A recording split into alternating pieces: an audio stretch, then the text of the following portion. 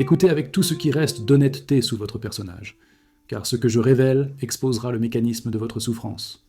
Le vide en vous qui exige une validation externe constante, le vide au plus profond de vous, que vous remplissez avec l'approbation, la reconnaissance, l'admiration et la louange des autres. Vous êtes devenu accro à l'approbation, structurant toute votre existence autour de la réception de la validation de l'extérieur de vous-même, car vous ne pouvez pas la générer à l'intérieur. Votre ancienne âme reconnaît ce schéma comme une catastrophe spirituelle. Vous avez abandonné votre propre autorité, abandonné votre boussole interne, externalisé votre sens de la valeur à d'autres qui ne peuvent pas vous fournir ce dont vous avez besoin, parce que ce dont vous avez besoin n'est pas une validation externe, mais une intégration interne. La tragédie n'est pas que vous recherchiez l'approbation, tous les humains le font au départ. La tragédie est que vous en avez fait votre principale source de subsistance, et maintenant vous mourrez de faim, alors qu'ils sont entourés d'une nourriture que vous ne pouvez pas digérer parce que ce n'est pas le bon type de nourriture. La psychologie de la recherche de validation révèle ses origines et sa perpétuation. Les recherches sur la théorie de l'attachement montrent que les enfants privés d'une validation émotionnelle constante de la part des soignants développent une dépendance à la validation externe. Ils recherchent auprès de chacun ce qu'ils n'ont pas reçu de leurs parents. Les études sur l'estime de soi montrent qu'elle se développe grâce à l'intériorisation d'une validation externe cohérente. Sans cela, l'estime de soi interne ne se forme jamais, laissant une dépendance permanente à l'égard de sources externes. Les recherches sur la théorie de la comparaison sociale démontrent que les humains s'évaluent naturellement par rapport aux autres, mais que les individus en bonne santé utilisent cela comme information, tandis que les individus en mauvaise santé l'utilisent comme identité. Les études sur le narcissisme montrent qu'il ne s'agit pas d'un amour-propre excessif, mais d'un amour-propre insuffisant, compensé par un besoin excessif d'admiration extérieure. Les recherches sur l'estime de soi contingente, l'estime de soi dépendant des réalisations ou de l'approbation des autres, montrent qu'elle prédit l'anxiété, la dépression et l'instabilité. Vous ne recherchez pas de validation parce que vous êtes vaniteux, vous le recherchez parce que quelque chose d'essentiel ne s'est pas développé en vous, laissant un trou que la validation externe comble temporairement mais ne guérit jamais. Chaque tradition spirituelle prévient que la validation externe est un poison spirituel. Dans le bouddhisme, rechercher l'approbation est un attachement qui crée de la souffrance. Le Bouddha a enseigné que la louange et le blâme sont des vents du monde. Ils vont et viennent, et la personne sage reste insensible à l'un ou l'autre. Dans le taoïsme, Lao Tzu a écrit « Faites attention à ce que pensent les autres, et vous serez leurs prisonniers ». La liberté nécessite un point de référence interne. Dans le stoïcisme, Épictète enseignait « Si vous voulez vous améliorer, contentez-vous d'être considéré comme insensé et stupide ». Marc Aurèle. Je me suis souvent demandé comment il se fait que chacun s'aime plus que tous les autres hommes, mais accorde pourtant moins de valeur à l'opinion qu'il a de lui-même qu'à celle des autres. Dans le christianisme, Jésus a enseigné « Comment pouvez-vous croire quand vous recevez la gloire les uns des autres et ne cherchez pas la gloire qui vient du Dieu unique ?» La validation externe est un faux Dieu. Dans le soufisme, rechercher l'approbation des créatures plutôt que du Créateur est du shirk, de l'idolâtrie. Chaque tradition enseigne, chercher une validation à l'extérieur de soi, c'est regarder dans la mauvaise direction, poser de mauvaises questions, chercher une mauvaise source. Les mécanismes maintenant. La dépendance de validation fonctionne à travers des cycles de renforcement. Premièrement, une satisfaction temporaire. La validation externe procure un bref soulagement du vide, renforçant le comportement de recherche, même si le soulagement ne dure jamais.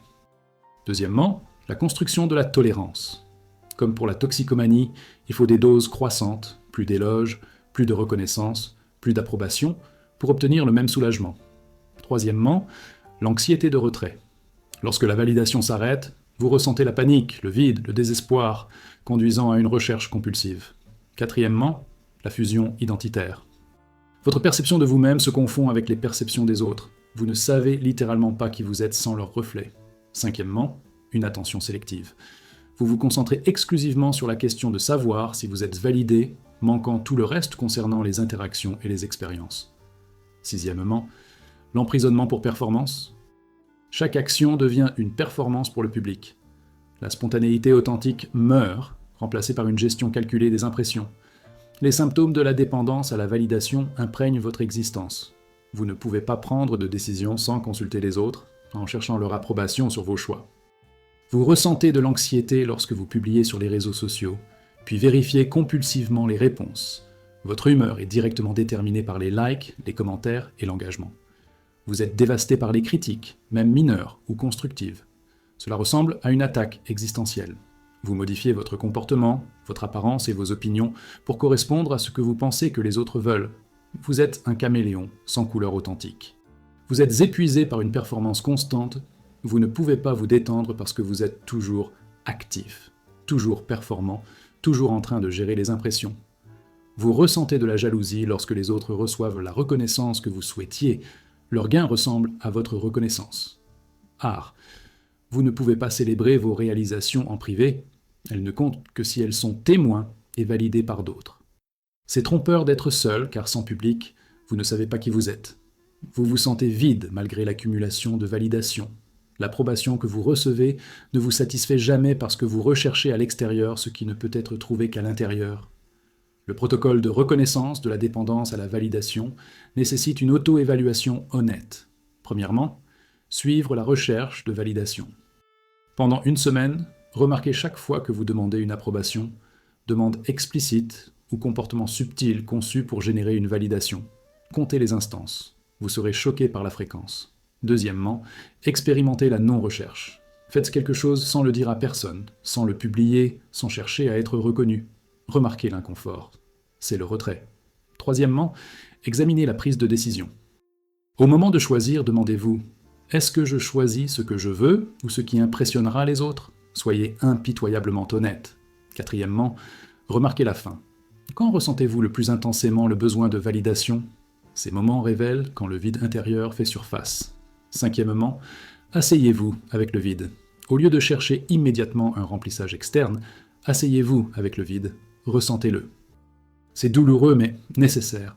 Vous ne pouvez pas guérir ce que vous ne reconnaissez pas. Et voici la vérité qui révèle la profondeur de la tragédie. Le vide que vous ressentez n'est pas dû au manque de validation externe. Vous le ressentez parce que vous avez abandonné la validation interne. Le trou n'est pas dehors, c'est à l'intérieur. Et vous avez aggravé la situation en vous entraînant à avoir besoin d'une approbation externe, en abandonnant votre autorité, en externalisant votre valeur. Chaque fois que vous recherchez une validation externe, vous renforcez le message « Je ne peux pas me valider, mon opinion ne compte pas, d'autres déterminent ma valeur ». Ce message renforce le vide plutôt que de le combler. Vous versez de l'eau dans un seau avec un trou au fond. Le seau est votre capacité d'auto-validation. Le trou est votre dépendance externe. Aucune validation externe ne remplira ce seau jusqu'à ce que vous répariez le fond, jusqu'à ce que vous développiez la capacité de vous valider. La tragédie n'est pas que vous ayez besoin d'approbation, c'est que vous êtes devenu accro à le chercher là où il ne peut pas être trouvé, auprès de sources qui ne peuvent pas le fournir, en quantité qui ne vous satisferont jamais. Les applaudissements dont vous avez désespérément besoin doivent venir de l'intérieur. Personne d'autre ne peut vous donner ce que vous cherchez. Votre âme le sait. C'est pourquoi le vide persiste malgré toutes les validations extérieures que vous recevez. Arrêtez de chercher dehors. Commencez à construire à l'intérieur. C'est là que se situe le travail. C'est là que le salut attend. Nous exposons maintenant la cage que vous avez construite à partir des opinions des autres, des barres invisibles construites à partir de leurs jugements, de leurs attentes, de leur approbation et de leur désapprobation. Des barres que vous renforcez quotidiennement en vous souciant de ce qu'ils pensent. Vous croyez que vous êtes libre, que vous faites vos propres choix, que vous vivez votre propre vie, et pourtant, chaque décision passe par le filtre de « que vont-ils penser ?»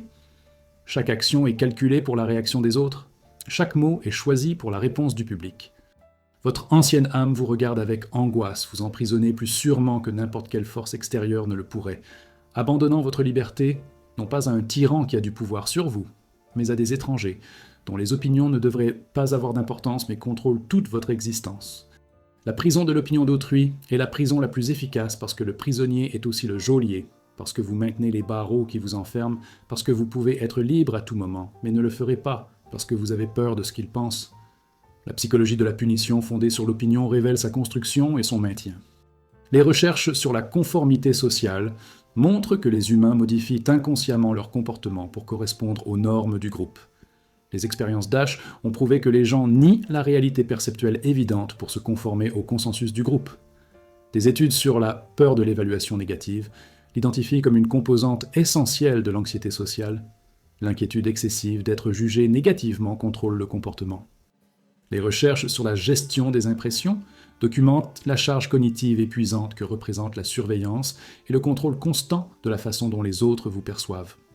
Les études sur l'autosurveillance révèlent que les autosurveillances élevées sont des caméléons sociaux qui s'adaptent à chaque situation, tandis que les autosurveillances faibles restent cohérentes.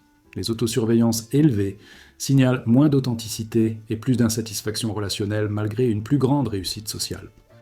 Les recherches sur l'ignorance pluraliste montrent que les groupes soutiennent publiquement les normes auxquelles chaque membre s'oppose en privé. Chacun agit selon les attentes imaginées par chacun. Vous êtes emprisonné par des opinions qui n'existent peut-être même pas. Vous devinez ce qu'elles pensent en supposant qu'elles s'en soucient, vous vous modifiant pour des jugements imaginaires. Toute tradition de libération exige de se libérer des opinions des autres. Dans le bouddhisme, se soucier de ce que les autres pensent est un attachement, créant de la souffrance et empêchant l'illumination. Le Bouddha a enseigné à être des îles pour vous-même, trouvant refuge dans votre propre pratique et non dans l'approbation des autres. Dans le taoïsme, le sage est indifférent pas à l'éloge et à la critique, à la renommée et à l'obscurité. Chuang-Tzu. L'homme parfait utilise son esprit comme un miroir, il ne court après rien, n'accueille rien, répond mais ne stocke pas. Aucun attachement aux opinions des autres. Dans le stoïcisme, la liberté nécessite de reconnaître ce qui est sous votre contrôle, vos actions, et de ne pas vous soucier de ce qui ne l'est pas, les opinions des autres. Épictète. Ce qui trouble l'esprit des hommes, ce ne sont pas les événements, mais leur jugement sur les événements. Dans le christianisme, Jésus a enseigné « Ne craignez pas ceux qui tuent le corps, mais qui ne peuvent pas tuer l'âme. Les opinions des autres ne peuvent pas détruire ce qui est réel chez vous. » Dans le soufisme, se soucier des opinions de la création, tout en négligeant celles du Créateur, est une erreur fondamentale. Chaque tradition enseigne « La liberté nécessite de se libérer de l'attachement aux opinions des autres, de trouver l'autorité à l'intérieur plutôt que de la rechercher à l'extérieur. Les mécanismes de prison d'opinion opèrent à travers la peur et l'imagination. Premièrement, une projection catastrophique. Vous imaginez les conséquences dévastatrices de la désapprobation des autres? Rejet, humiliation, abandon. Ces conséquences imaginaires se produisent rarement, mais leur peur vous contrôle. Deuxièmement, lire dans les pensées.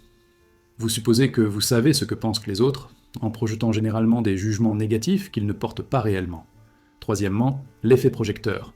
Vous pensez que les autres vous accordent beaucoup plus d'attention qu'ils ne le sont en réalité. La recherche montre que les gens surestiment ce que les autres remarquent ou se souviennent d'eux. Quatrièmement, protection de la réputation. Vous considérez votre réputation comme fragile, nécessitant un entretien constant, alors qu'en réalité, la plupart des réputations sont bien plus résilientes qu'on ne le croit. Cinquièmement, l'anxiété de comparaison. Vous vous comparez constamment aux autres, en utilisant leur jugement perçu pour vous évaluer. Sixièmement, la dépendance à l'approbation. Les opinions positives des autres deviennent une drogue dont vous avez besoin. Vous vous déformerez complètement pour la recevoir. Les symptômes de la vie en prison pour l'opinion se manifestent par une inauthenticité omniprésente. Vous avez des personnalités différentes pour différents publics. Travail, famille, amis, aucun d'entre eux n'est authentique. Vous ne pouvez pas exprimer des opinions qui pourraient être impopulaires. Vous ne pouvez pas porter ce que d'autres pourraient juger. Vous ne pouvez pas poursuivre des intérêts dont d'autres pourraient se moquer. Vous êtes paralysé par la peur du jugement, des opportunités manquées, des rêves abandonnés, des relations évitées à cause de ce que « ils » pourraient en penser. Vous rejouez de manière obsessionnelle les interactions, analysant si vous avez dit ou fait quelque chose de mal, si vous avez été jugé. Vous vous défendez contre les critiques que personne n'a formulées, une défense préventive contre des jugements imaginaires. Vous cherchez constamment à être rassuré. Est-ce que j'ai l'air bien? Est-ce que ça allait? Est-ce que j'ai bien fait? J'ai besoin d'une confirmation externe pour tout. Vous êtes épuisé de vivre pour un public qui vous remarque à peine. Vous vous sentez frauduleux parce que vous présentez une version organisée, tout en vous cachant votre identité authentique. Vous ne ressentez un soulagement que lorsque vous êtes seul, lorsque les performances peuvent s'arrêter, lorsque vous n'avez pas à gérer les impressions. Mais même seul, vous n'êtes pas libre parce que vous avez intériorisé le public. Ces jugements imaginaires continuent de fonctionner en votre absence. Le protocole pour échapper à la prison d'opinion nécessite des actes délibérés de non-conformité. Premièrement, faites quelque chose dont vous craignez qu'il soit jugé. Portez ce que vous voulez, dites ce que vous pensez, poursuivez ce qui vous intéresse, sans explication, sans excuse, sans chercher d'approbation. Remarque, vous survivez. Leur jugement, s'il existe, ne vous détruit pas. Deuxièmement, Arrêtez de vous expliquer. Lorsque vous faites des choix, résistez à l'envie de les justifier auprès des autres. Non est une phrase complète. Troisièmement, acceptez la critique. Lorsque vous êtes mieux critiqué, au lieu de vous défendre, dites « merci pour ce point de vue ». Ne discutez pas, n'expliquez pas, reconnaissez simplement et passez à autre chose. Quatrièmement, expérimentez le fait d'être détesté. Vous ne pouvez pas être authentique et universellement apprécié. Être prêt à ne pas être aimé par certains est une condition préalable pour être véritablement apprécié par les autres. Cinquièmement, reconnaissez les opinions des autres, révélez-les, pas vous. Quand quelqu'un vous juge, il révèle ses valeurs, ses blessures, ses projections, pas votre valeur. Et voici la vérité libératrice. L'opinion des autres sur vous ne vous regarde pas. Cela semble désinvolte, mais c'est profond. Vous ne pouvez pas contrôler ce que pensent les autres. Vous ne pouvez pas savoir ce que pensent les autres, vous êtes toujours en train de deviner. Ce que vous imaginez qu'ils pensent est généralement faux. Et même lorsque vous avez raison, leurs pensées relèvent de leur responsabilité, pas de la vôtre. Votre responsabilité est de vivre authentiquement, d'agir de manière éthique et de vous développer véritablement. Si vous faites cela, certains approuveront, d'autres désapprouveront, la plupart ne le remarqueront pas. Tout cela n'a aucune importance pour qui vous êtes réellement. Leurs opinions existent dans leur esprit et non dans la réalité. Vous avez accordé à ces constructions mentales un pouvoir sur votre vie actuelle. C'est fou quand on le voit clairement. Vous êtes emprisonné par les pensées des autres, des pensées sur lesquelles vous vous trompez souvent, des pensées qui changent constamment, des pensées qui n'ont pas d'importance. La prison n'existe que parce que vous y croyez. Arrêtez de croire. Parcourez les barreaux qui n'ont jamais été solides. Vous êtes libre. Tu l'as toujours été. Tu as juste oublié parce que vous étiez trop occupé à demander la permission à des personnes qui n'ont aucune autorité sur vous, à chercher l'approbation de juges sans juridiction, à vous enfermer dans une cellule dont la porte n'était jamais verrouillée. Sortir, maintenant. Vivez pour vous-même. Laissez-les penser ce qu'ils pensent. Cela n'a jamais été votre préoccupation. Votre vie est votre préoccupation. Votre authenticité est votre préoccupation. Leurs avis, ce n'est pas votre problème. Je ne l'ai jamais été, ne le sera jamais. Soyez libre. Nous examinons maintenant la fatigue écrasante qui vient du fait de vivre comme une performance perpétuelle, l'épuisement de ne jamais pouvoir se reposer, de ne jamais être authentique, de toujours calculer son apparence, de toujours gérer ses impressions, de toujours jouer devant un public réel et imaginaire. Vous êtes redevenu un acteur qui ne quitte jamais la scène, dont chaque instant est chorégraphié pour l'effet, qui a oublié qu'il y a une personne derrière le spectacle. Votre ancienne âme sait que cet épuisement n'est pas physique, mais existentiel. C'est la lassitude de s'abandonner, de maintenir une façade, de ne jamais être vu ou connu parce que vous êtes toujours en train de jouer au lieu d'être. Cet épuisement n'est pas résolu par le repos, car il n'est pas causé par l'activité, mais par l'inauthenticité. Vous êtes fatigué parce que vous mentez constamment sur qui vous êtes, ce que vous ressentez, ce que vous voulez. Et les mensonges, même petits, même bien intentionnés, sont épuisants à entretenir. La psychologie de l'épuisement liée à la performance est de plus en plus documentée. Les recherches sur la gestion des impressions montrent qu'elle est exigeante sur le plan cognitif. Surveiller constamment la façon dont vous êtes perçu, ajuster votre comportement en conséquence, nécessite des ressources mentales importantes. Des études sur le changement de code, c'est-à-dire la modification du comportement pour l'adapter à différents contextes sociaux, montrent que les personnes qui pratiquent cela signalent généralement un stress plus élevé et un bien-être moindre. Les recherches sur le travail émotionnel, c'est-à-dire l'affichage d'émotions que vous ne ressentez pas, le documentent comme la principale cause d'épuisement professionnel dans les professions de service. Des études sur l'authenticité montrent que les personnes qui déclarent vivre de manière authentique ont plus d'énergie, une meilleure santé et une plus grande satisfaction dans la vie que celles qui déclarent agir pour les autres. Les recherches sur la fatigue décisionnelle montrent que chaque décision épuise les ressources cognitives et que la performance nécessite des micro-décisions sans fin sur la façon de se présenter. Le plus révélateur, les études sur l'intégration versus la compartimentation montrent que les personnes qui conservent des personnalités différentes pour différents contextes signalent un stress plus élevé et une cohérence plus faible que celles qui présentent un moi authentique et cohérent. Votre épuisement n'est pas mystérieux. C'est la conséquence naturelle de l'abandon de l'authenticité au profit de la performance. Les traditions spirituelles identifiant la performance comme une mort spirituelle. Dans le zen, le visage original avant la naissance de vos parents est votre nature authentique, au-delà de tout conditionnement, de toute performance. La découverte de cela nécessite de supprimer tout soi accompli. Dans le taoïsme, pu, bloc non sculpté, représente l'état naturel avant la programmation sociale, avant l'apprentissage de la performance. Le retour à la simplicité, c'est le retour à l'authenticité. Dans le christianisme, Jésus a condamné les pharisiens comme des hypocrites, des acteurs accomplissant la justice sans réalité interne. L'hypocrisie signifie littéralement jeu de scène. Dans le soufisme, Riya, l'ostentation spirituelle, fait preuve de piété pour obtenir l'approbation des autres. C'est considéré comme une forme de shirk, associer des partenaires à Dieu, parce que vous recherchez la validation des humains plutôt que de Dieu. Dans le Vedanta, l'identification au faux soi, la personnalité construite pour la performance sociale, est la racine de l'ignorance qui empêche la réalisation du soi. Chaque tradition enseigne. Le soi accompli est un faux soi. L'authenticité est une nécessité spirituelle et maintenir la performance est épuisant précisément parce qu'il s'agit d'un mensonge vivant. Les mécanismes créant l'épuisement des performances fonctionnent grâce à une autosurveillance et un ajustement continu. Premièrement, le lieu externe. Votre attention est perpétuellement dirigée vers l'extérieur. Comment suis-je perçu? Que pense-t-il? Jamais à l'intérieur de votre expérience réelle. Deuxièmement, la dissonance cognitive. Exprimer des sentiments que vous n'avez pas, des croyances que vous n'avez pas, des intérêts que vous ne possédez pas crée une tension psychologique épuisante à entretenir. Troisièmement, la suppression émotionnelle. Les émotions authentiques doivent être continuellement supprimées, pendant que de fausses émotions sont affichées. Cette suppression est métaboliquement coûteuse. Quatrièmement, la diffusion de l'identité. Le maintien de plusieurs soi exécutés empêche l'intégration d'une identité cohérente. Vous devenez fragmenté, jamais pleinement présent, nulle part. Cinquièmement, l'hypervigilance. La performance nécessite une surveillance constante des erreurs, des moments où l'authenticité de soi pourrait s'infiltrer. Cette vigilance ne permet jamais de se détendre. Sixièmement, la paralysie décisionnelle. Chaque choix doit être évalué en fonction de son apparence, et pas seulement en fonction de ce que vous souhaitez. Cela double la charge cognitive de toutes les décisions. Les symptômes de l'épuisement professionnel se manifestent par une profonde lassitude que le sommeil ne résout pas. Vous vous réveillez fatigué malgré un repos suffisant, car vous anticipez déjà le résultat de la journée.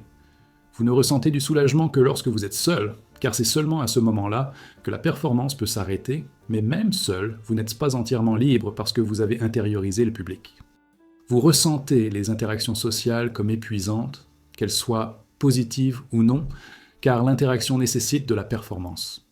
Vous avez besoin de plus en plus d'isolement pour vous remettre des contacts sociaux. Vous rêvez de disparaître, de recommencer là où personne ne vous connaît, d'être quelqu'un d'autre, parce que la performance actuelle est devenue insupportable. Vous vous sentez frauduleux, parce que vous en êtes un. Le moi authentique est caché, tandis que le moi accompli est affiché. Vous ne pouvez pas vous souvenir de ce que vous ressentez. Voulez, pensez réellement, parce que vous l'avez supprimé si longtemps, en faveur de ce que vous devriez ressentir, vouloir, penser. Vous êtes déprimé, non pas à cause d'un déséquilibre chimique, mais parce que vous vivez de manière inauthentique. La dépression est une réponse raisonnable à l'abandon de soi. Vous consommez des substances pour faire face à l'épuisement. Alcool, drogue, nourriture, divertissement, n'importe quoi pour échapper temporairement au fardeau de la performance.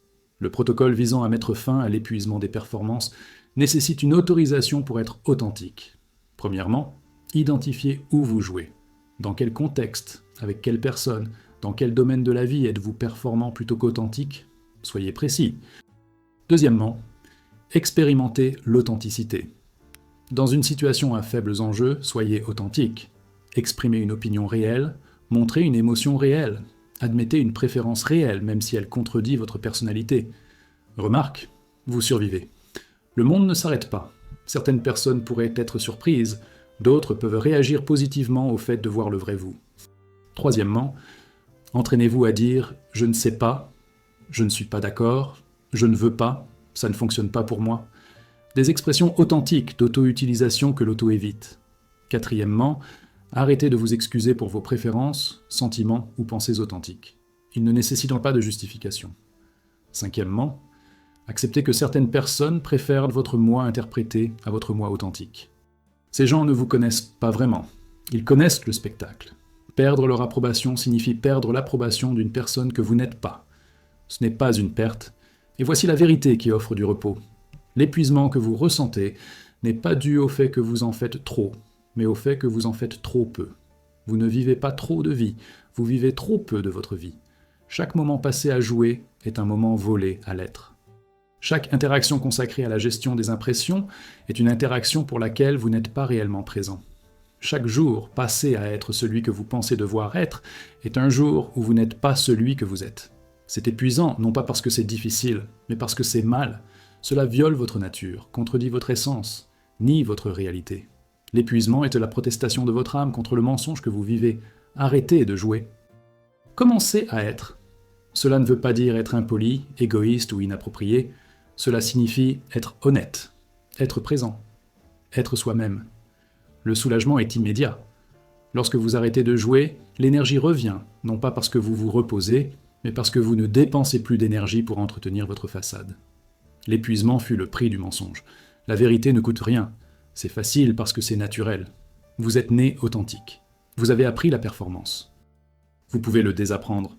Le repos que vous recherchez ne se trouve pas dans le sommeil, mais dans l'authenticité. Arrêtez d'agir. Commencez à être. L'épuisement prend fin à la fin de la représentation. Nous sommes désormais confrontés aux mécanismes modernes qui intensifient la dépendance à la validation à des niveaux sans précédent. Les médias sociaux, l'appareil numérique conçu pour exploiter votre besoin d'approbation, quantifier votre valeur en termes de likes et de followers, transformer votre vie en contenu et vous rendre accro aux boucles de rétroaction de validation qui détruisent votre conscience. Vous vérifiez votre téléphone de manière compulsive, publiez de manière stratégique, organisez de manière obsessionnelle, comparez désespérément, recherchant des résultats de validation qui fournissent des rendements décroissants tout en exigeant un investissement croissant. Votre ancienne âme reconnaît cela comme une technologie de conscience, mais pas comme une technologie qui élève la conscience. Une technologie qui le détourne, l'exploite, le dégrade. Les médias sociaux ne sont pas un outil neutre que vous pouvez utiliser à bon escient. C'est une machine à dépendance conçue par les esprits les plus brillants de la technologie pour vous rendre dépendant, et elle réussit.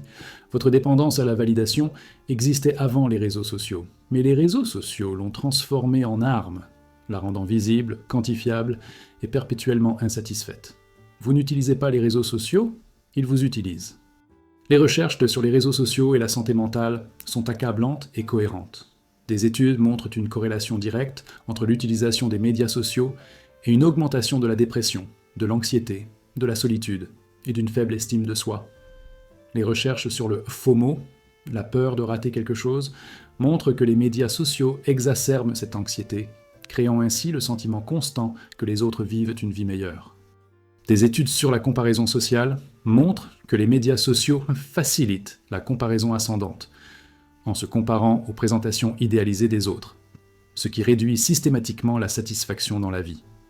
La recherche sur la dépendance montre que les médias sociaux activent les mêmes systèmes de récompense dopaminergique que le jeu et les drogues.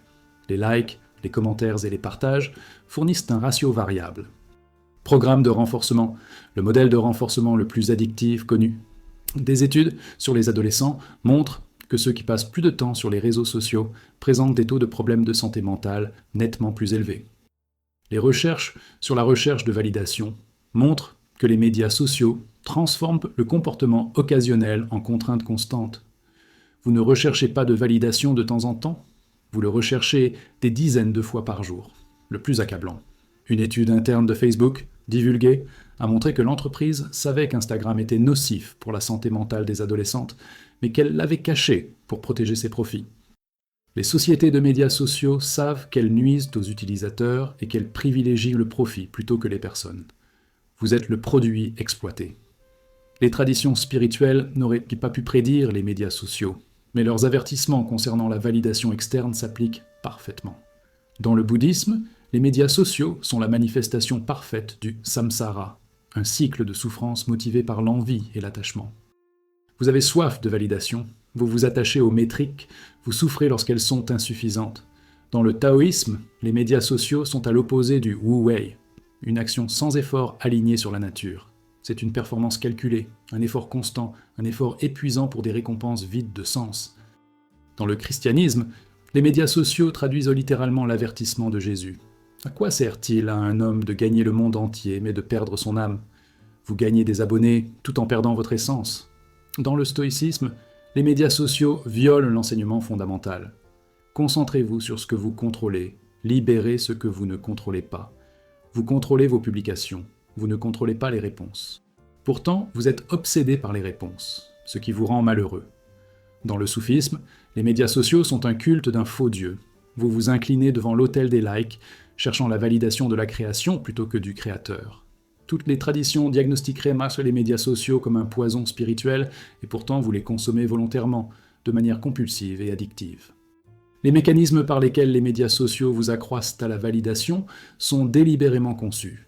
Premièrement, la quantification. Votre valeur se traduit en nombre, j'aime, partage, abonnés, ce qui rend la validation mesurable, comparable, jamais suffisante. Deuxièmement, défilement infini. Pas de point d'arrêt naturel, créant une mentalité juste une de plus pour toutes les addictions. Troisièmement, des récompenses variables. Vous ne savez pas quand vous recevrez des likes ou des commentaires, ce qui crée une vérification compulsive. Quatrièmement, la preuve sociale. Voir les autres recevoir une validation déclenche l'envie et la comparaison, vous poussant à en chercher davantage. Cinquièmement, mettre en surbrillance la bobine. Tout le monde publie les meilleurs moments, créant une fausse impression que la vie des autres est parfaite, vous faisant vous sentir inadéquat.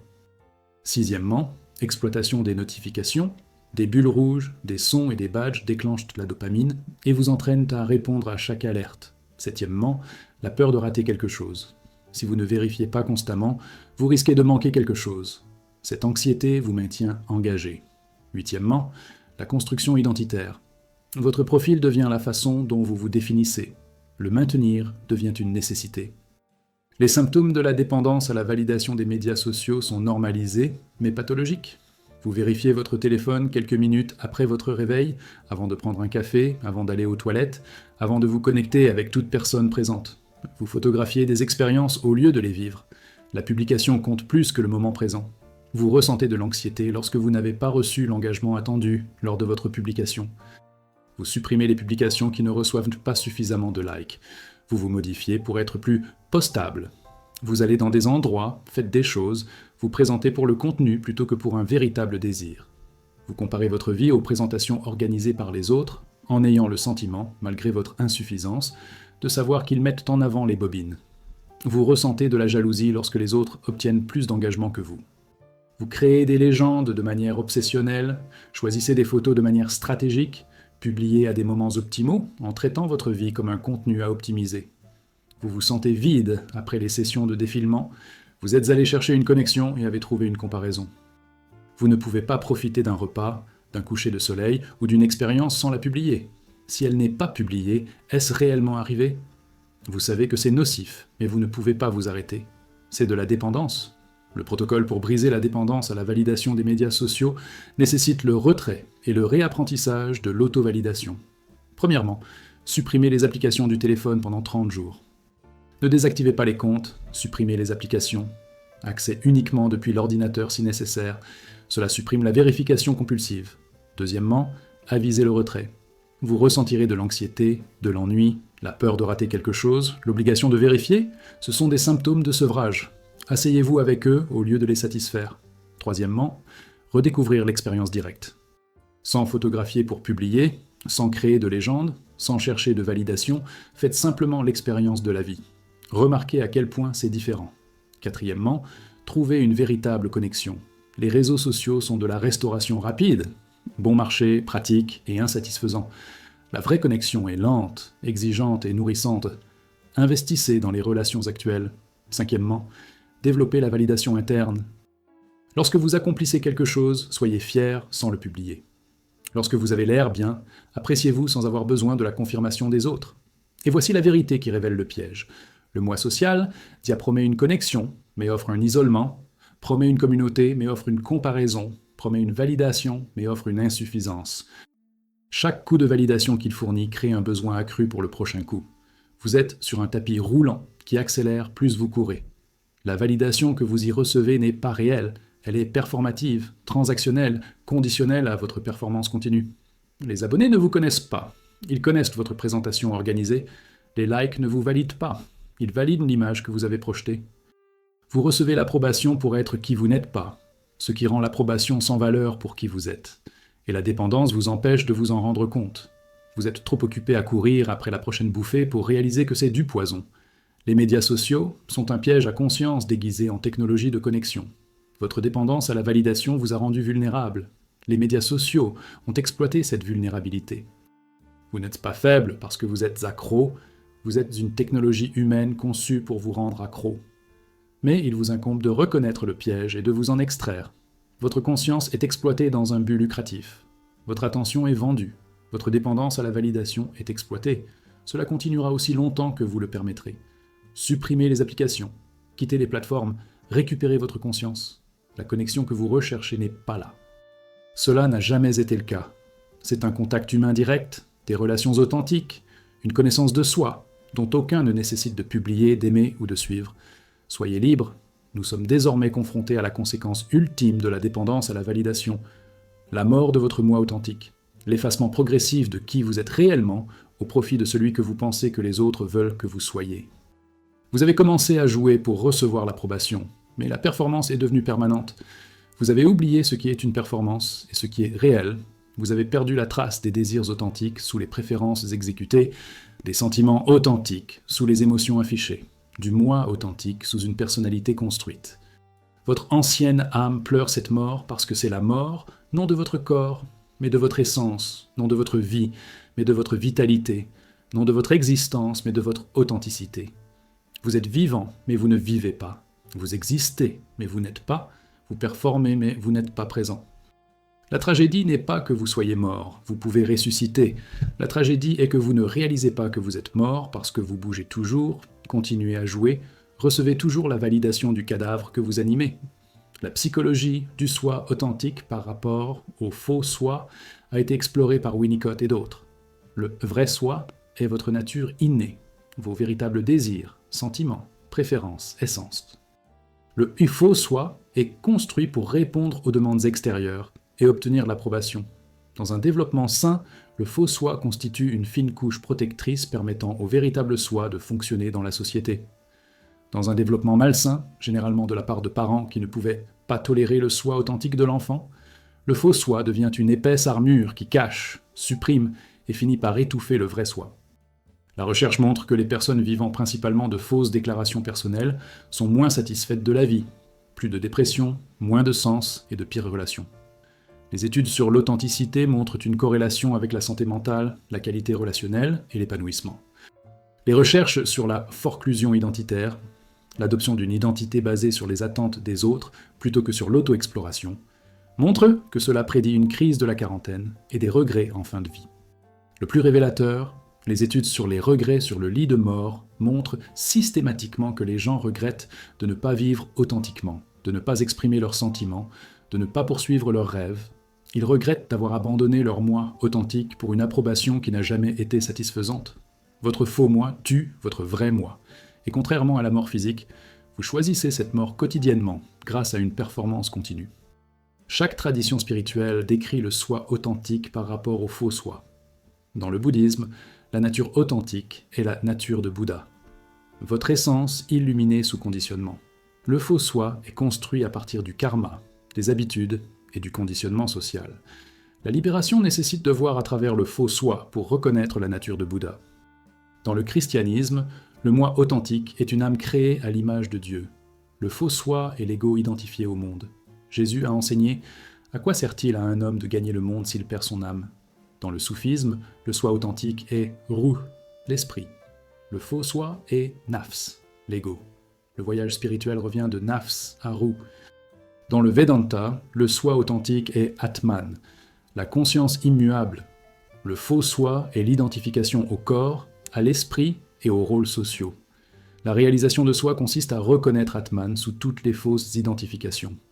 Dans le taoïsme, le soi authentique est aligné sur le Tao. Le faux soi est conditionné, artificiel, séparé. Le retour à l'authenticité, c'est le retour au Tao.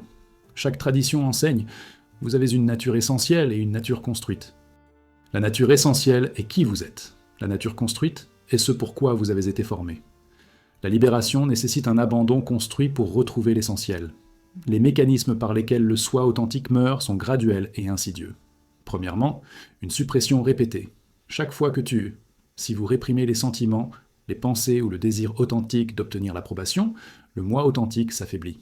Deuxièmement, des performances renforcées. Chaque fois que le soi exécuté reçoit une validation, celle-ci est renforcée tandis que le soi authentique est encore plus caché. Troisièmement, la fusion identitaire. Finalement, vous ne pouvez pas distinguer l'authentique de l'exécuté. Le masque devient le visage. Quatrièmement, l'atrophie. Le moi authentique, comme le muscle, s'atrophie à cause de la désuétude. Les capacités de sentiment authentique, d'expression spontanée, de désir authentique s'affaiblissent et finissent par disparaître. Cinquièmement, l'aliénation de soi. Vous devenez étranger à vous-même, vous ne savez littéralement pas ce que vous voulez, ce que vous ressentez, ce dont vous avez besoin, ce que vous pensez parce que vous l'avez réprimé pendant si longtemps. Sixièmement, le vide existentiel. Aucune validation externe ne vous comble, car la validation est destinée au faux soi, mais c'est votre moi authentique qui meurt de faim. Les symptômes de la mort du moi authentique se manifestent par une profonde empathie, malgré un succès apparent. Vous avez tout ce que vous pensiez vouloir, carrière, relations, possessions, statut, mais vous ne ressentez rien. Vous ne pouvez pas répondre « Qu'est-ce que je veux ?» Vous savez ce que vous devriez vouloir, mais pas ce que vous voulez réellement. Vous vous sentez comme une fraude dans votre propre vie, vous regardant de l'extérieur, effectuant des mouvements sans présence. Vous ressentez la nostalgie de l'enfance lorsque vous vous sentiez plus réel, plus vivant, plus vous-même. Vous ne pouvez pas pleurer, ni rire sincèrement, ni ressentir profondément. Les émotions sont performatives ou engourdies. Vous n'avez pas de passe-temps, d'intérêt ou de passion qui ne soient pas liés à la façon dont ils apparaissent aux autres. Vous ne pouvez pas tolérer la solitude, car sans public, vous ne savez pas qui vous êtes. Vous faites l'expérience de la dépersonnalisation. Vous avez l'impression de ne pas être réel, comme si vous regardiez votre vie comme un film. Vous ressentez des idées suicidaires, non pas parce que vous voulez mourir physiquement, mais parce que vous êtes épuisé par la performance, par le fait d'être un faux moi, par le fait de ne jamais être vu ou connu. Vous pleurez votre propre mort, alors que vous êtes encore en vie. Le protocole pour ressusciter le soi authentique nécessite une excavation délibérée. Premièrement, identifiez ce qu'est la performance. Faites une liste, les croyances que vous exprimez mais que vous n'avez pas, les intérêts que vous affichez mais que vous n'avez pas, les émotions que vous montrez mais que vous ne ressentez pas, les préférences que vous revendiquez mais que vous ne possédez pas. Soyez impitoyablement honnête. Deuxièmement, arrêtez de les exécuter. Un par un, libérez les fausses identifications. Ce sera terrifiant. Vous aurez peur de perdre votre approbation, de perdre vos relations, de perdre votre identité. Faites-le quand même. Troisièmement, créez un espace pour que le soi authentique puisse émerger. Passez du temps seul, en silence, sans distraction. Demandez « Qu'est-ce que je ressens réellement ? Qu'est-ce que je veux réellement ?» Attendez une réponse au-delà de ce qui devrait être. Quatrièmement, exprimez l'authenticité de manière modeste. Dites la vraie opinion même si elle est impopulaire. Portez ce que vous aimez, même si c'est démodé. Poursuivez votre intérêt, même si c'est bizarre. Chaque expression authentique renforce le moi authentique. Cinquièmement, acceptez le chagrin. Ressusciter un soi authentique signifie des années de deuil perdues au profit de la performance. Ressentez ce chagrin, c'est approprié. Et voici la vérité qui ressuscite ou détruit selon votre courage. Votre moi authentique n'est pas mort. Il est enterré vivant, étouffant sous des couches de performance, criant pour être libéré. Chaque moment de vide est un authentique appel au secours. Chaque dépression est une authentique protestation contre son emprisonnement. Chaque dépendance est une tentative d'engourdir la douleur de s'abandonner. Vous pouvez le libérer, tout de suite, en arrêtant la représentation, en libérant le faux soi, en permettant que tout ce qui est authentiquement présent soit présenté sans modification pour l'approbation des autres. C'est terrifiant parce que vous ne savez pas ce que vous trouverez sous le spectacle. Vous vous êtes caché aussi longtemps que vous craignez de ne rien trouver. Mais rien n'est là parce que vous êtes là. Le moi authentique ne peut pas disparaître. Il peut seulement être enterré. Déterrez-le. Couche par couche, performance par performance, fausse croyance par fausse croyance, creusez jusqu'à ce que vous atteigniez vous-même. La personne que vous étiez avant d'apprendre à performer pour approbation. L'enfant qui savait ce qu'il voulait, avant d'apprendre à vouloir ce qui impressionnait les autres. Cette personne existe toujours, enterrée mais respirant. J'attends que tu te souviennes d'eux, que tu les libères, que tu sois eux. Arrêtez de jouer, commencez à être. Votre moi authentique, aidez votre droit de naissance. Réclamez-le, maintenant, avant que la mort ne devienne définitive. Avant que l'oubli ne devienne trop complet. Avant que la performance ne devienne si convaincante, même vous y croyez. Rappelez-vous qui vous êtes, en dessous de ce que vous avez l'intention d'être. C'est la résurrection, c'est le retour, c'est la rédemption. Sois toi-même. Enfin, pleinement, sans crainte. De toute façon, tous les autres sont pris. Nous exposons maintenant les liens creux que crée la dépendance à la validation. Des relations fondées sur la performance plutôt que sur l'authenticité. Des liens dans lesquels vous êtes aimé pour ce que vous avez l'intention d'être plutôt que pour ce que vous êtes. Des liens entretenus par la gestion des impressions plutôt que par une véritable intimité. Vous croyez avoir des relations alors qu'en réalité vous avez un public. Des gens qui applaudissent votre performance, valident votre personnalité, reflètent l'image que vous projetez. Ton ancienne âme sait. Ce ne sont pas de vraies relations, car les vraies relations nécessitent d'être connues, et vous ne pouvez pas être connu lorsque vous jouez. Vous êtes entouré de gens, mais profondément seul, parce que personne ne vous voit. Ils voient le spectacle. Vous avez troqué l'intimité contre l'approbation, la profondeur contre l'ampleur, le fait d'être aimé contre l'être aimé. Et maintenant, vous êtes pris au piège. Révéler votre identité authentique risque de perdre des relations, mais maintenir vos performances garantit que vous restez inconnu. Chaque relation fondée sur la performance est une relation avec quelqu'un qui ne vous connaît pas réellement, ce qui signifie qu'il ne s'agit pas du tout d'une relation, mais simplement d'une performance mutuelle, d'une transaction déguisée en connexion. La psychologie des relations authentiques et des relations réalisées révèle des différences cruciales. Les recherches sur la révélation de soi montrent que les relations s'approfondissent grâce à la révélation progressive d'un soi authentique. La vulnérabilité crée l'intimité. Les études sur la proximité l'identifient comme un sentiment de connu et compris, ce qui est impossible si vous jouez. Les recherches sur la satisfaction relationnelle montrent que l'authenticité prédit la satisfaction, tandis que la gestion des impressions prédit l'insatisfaction et une éventuelle dissolution. Les études sur l'attachement montrent que l'attachement sécurisé se développe grâce à une réactivité authentique et cohérente. Les performances empêchent cette sécurité. Les recherches sur la qualité de l'amitié font la distinction entre les amis actifs, faire des choses ensemble, et les amis authentiques, se connaître profondément. Les accros à la validation ont de nombreux amis actifs, mais peu d'amis authentiques. Des études sur la solitude montrent que l'on peut se sentir profondément seul lorsqu'on est entouré de gens si les relations manquent d'authenticité. Le plus révélateur, les recherches sur les émissions aimer ou aimer, pour être appréciées, nécessitent de présenter des caractéristiques souhaitables. Être aimé nécessite de révéler son authenticité, y compris ses défauts. Vous optimisez pour être aimé alors que ce dont vous avez réellement besoin, c'est d'être aimé, et ces deux éléments sont incompatibles. Les traditions spirituelles font la distinction entre les relations authentiques et fausses. Dans le bouddhisme, metta, la bienveillance, est inconditionnelle. Cela ne vous oblige pas à être quelqu'un d'autre que ce que vous êtes. Les relations basées sur la performance sont conditionnelles, l'amour dépend du maintien de l'image. Dans le christianisme, l'amour agape est l'amour divin inconditionnel. Les relations effectuées sont transactionnelles. Les amitiés de Jésus étaient avec des personnes authentiques, des prostituées, des publicains, des pécheurs, et non avec des pharisiens performants. Dans le soufisme, l'amitié spirituelle nécessite de laisser tomber les masques et de révéler son authenticité. Rumi. Viens, viens, qui que tu sois. Même si tu as rompu tes vœux 1000 fois, reviens encore, viens. Dans le taoïsme, le ziran, la spontanéité naturelle, est idéal dans les relations. La performance est à l'opposé, une artificialité calculée. Dans l'existentialisme, Buber distinguait le « je-tu », rencontre authentique entre sujets, du « je-cela », relation instrumentale entre objet-utilisateur. Les relations établies sont du « I-it », vous vous utilisez les uns les autres pour la validation plutôt que de vous rencontrer de manière authentique. Chaque tradition enseigne, une vraie relation requiert de l'authenticité, la performance empêche l'intimité, l'amour nécessite d'être vu, pas applaudi.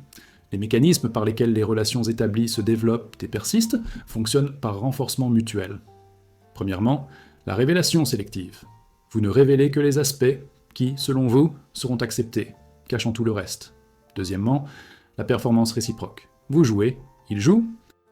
Ni l'un ni l'autre n'est authentique, mais les deux valident les performances de chacun. Troisièmement, le contrat implicite, accord tacite. Je validerai votre performance si vous validez la mienne. Quatrièmement, une inauthenticité croissante.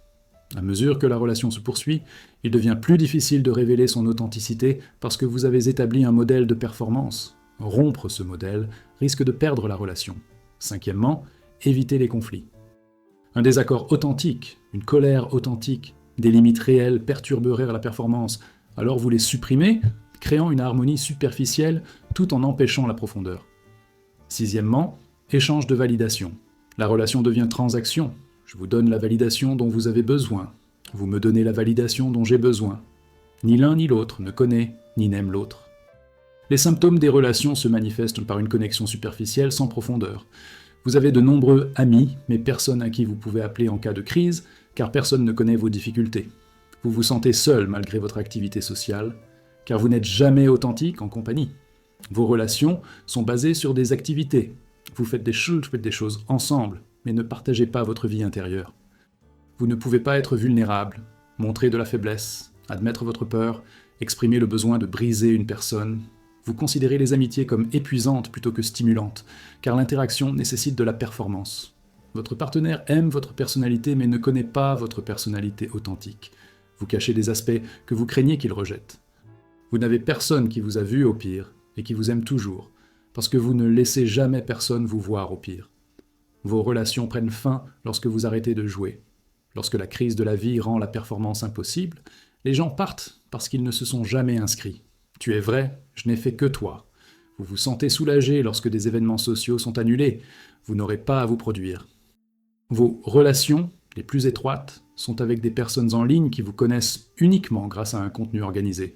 Le protocole visant à transformer les relations établies en relations authentiques nécessite des risques. Premièrement, évaluez les relations actuelles. Qui connaît votre moi authentique ? Pour qui jouez-vous ? Soyez honnête. Vous constaterez probablement que la plupart des relations sont réalisées. Deuxièmement, choisissez une relation à rendre authentique. Pas le plus important, le risque le plus faible. Ami qui semble accepter. Troisièmement, révélez quelque chose d'authentique que vous cachez habituellement. Pas nécessairement un secret sombre et profond, juste quelque chose de réel que vous supprimez généralement. En fait, je n'ai pas apprécié ça.